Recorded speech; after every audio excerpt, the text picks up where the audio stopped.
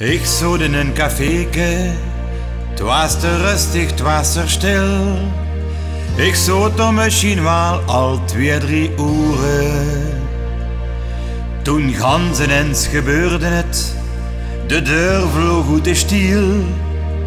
Van wat toen binnenkwam, daarvan rammelde de moeren.